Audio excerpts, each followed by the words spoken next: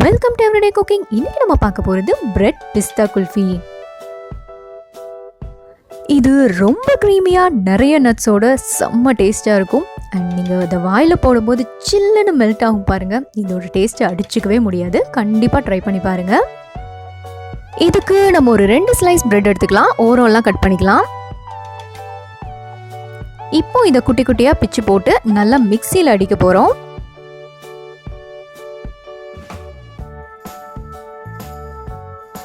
மிக்சியில் போட்டு இதை நல்லா பவுடர் பண்ணி இதை ஒரு பக்கம் வச்சுக்கோங்க.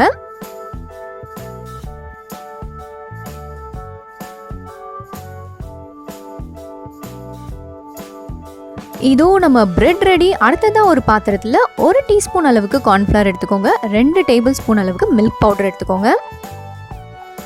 இப்போ இதை நம்ம கொஞ்சமாக பால் விட்டு நல்லா கலந்து வச்சுக்கலாம். நம்மளோட சைடு வேலையெல்லாம் முடிஞ்சது. வாங்க ஸ்ட்ரெயிட்டாக அடுத்து குல்ஃபி செய்ய ஸ்டார்ட் பண்ணலாம். 1 லிட்டர் அளவுக்கு பால் எடுத்துக்கோங்க. இதை நல்லா காய்ச்சிக்கோங்க.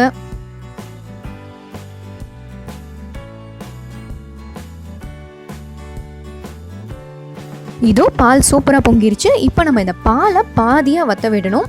நல்லா சிம்லே போடுங்க. இந்த மாதிரி அகலமான பாத்திரம் யூஸ் பண்ணுங்க. அப்படின்னா உங்களுக்கு மேலே அவ்வளோ சீக்கிரம் பொங்கி வராது. சைடில் ஒட்டிகிட்டு இருக்கிறத அப்பப்போ எடுத்து விடுங்க. அதுக்கப்புறம் லைட்டாக கிளறி விடுங்க. அதுவே போதும்.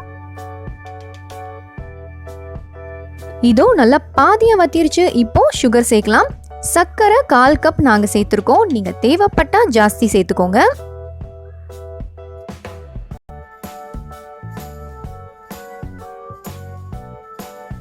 சுகர் நல்லா கரையட்டும். சுகர் கரைஞ்சதும் நீங்கள் பாலில் மிக்ஸ் பண்ணி வச்சிருக்கிற அந்த கார்ன்ஃப்ளவர் அண்ட் மில்க் பவுடர் மிக்ஸை இதோட சேர்த்து கிளற ஆரம்பிக்கலாம்.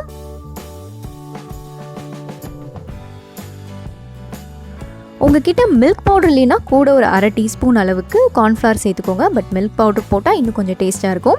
இப்போ ஒரு 1/4 டீஸ்பூன் அளவுக்கு ஏலக்காய் தூள் சேர்க்கலாம்.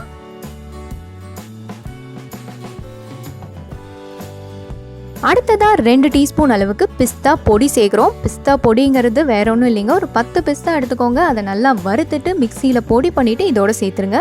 இது நல்ல ஃப்ளேவர் கொடுக்கும். அடுத்ததாக நம்ம பவுடர் பண்ணி வச்சிருக்கிற பிரெட்டை இதோட கொஞ்சம் கொஞ்சமாக சேர்த்து கிளற ஆரம்பிங்க.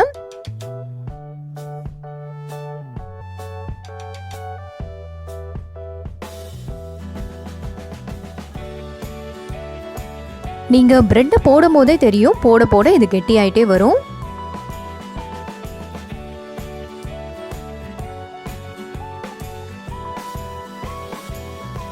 இதோட ஒரு கையளவுக்கு பிஸ்தாவை குட்டி குட்டியாக சாப் பண்ணி இதோட சேர்த்துருங்க.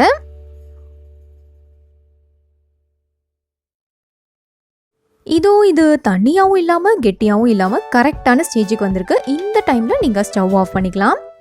இப்போ பேப்பர் கப்ஸ் எடுத்துக்கோங்க. இதில் நீங்கள் செஞ்சு வச்சிருக்கிற இந்த குல்ஃபி மிக்ஸை ட்ரான்ஸ்ஃபர் பண்ணுங்க. நீங்கள் குல்ஃபி மோல்டு வச்சுருந்தீங்கன்னா அதை யூஸ் பண்ணிக்கோங்க. இன்கேஸ் உங்ககிட்ட குல்ஃபி மோல்டு இல்லைன்னா இந்த மாதிரி பேப்பர் கப்ஸ் யூஸ் பண்ணுங்கள். ஈஸியாக இருக்கும்.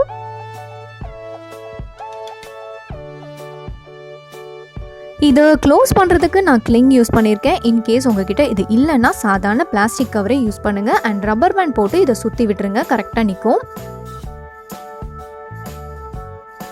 அதே மாதிரி இதை ஒரு 5லேருந்து 6 மணி நேரம் ஃப்ரீசரில் வைக்க போகிறோம். ஃப்ரீசரை ஹையாக வச்சு வைங்க. அப்போ தான் 5லேருந்து 6 மணி நேரம், இல்லைன்னா ஓவர் நைட் விட்டுருங்க. இதோ பர்ஃபெக்டாக இப்போ இது ரெடி ஆயிடுச்சு. பேப்பர் கப் யூஸ் பண்ணியிருந்தீங்க அப்படின்னா அதை ஈஸியாக கட் பண்ணிவிட்டு கிழிச்சு எடுத்துடலாம். பாருங்கள் எவ்வளோ ஈஸியாக சிம்பிளாக வருதுன்னு.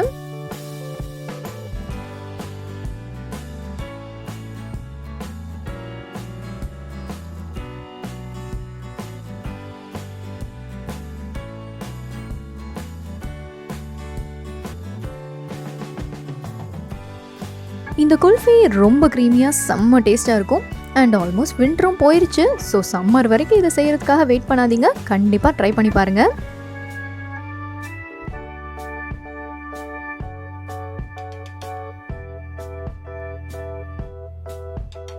ஸோ குல்ஃபி சூப்பராக ரெடி ஆயிடுச்சு. வேறொரு இன்ட்ரெஸ்டிங்கான ரெசிபியோடு உங்களை சந்திக்கிறோம். உங்கள் வீடியோஸ் எல்லாம் பிடிச்சிருந்தா லைக் பண்ணுங்கள், ஷேர் பண்ணுங்கள், கமெண்ட் பண்ணுங்கள். அண்ட் மறக்காமல் எங்கள் சேனலுக்கு சப்ஸ்கிரைப் பண்ணுங்கள்.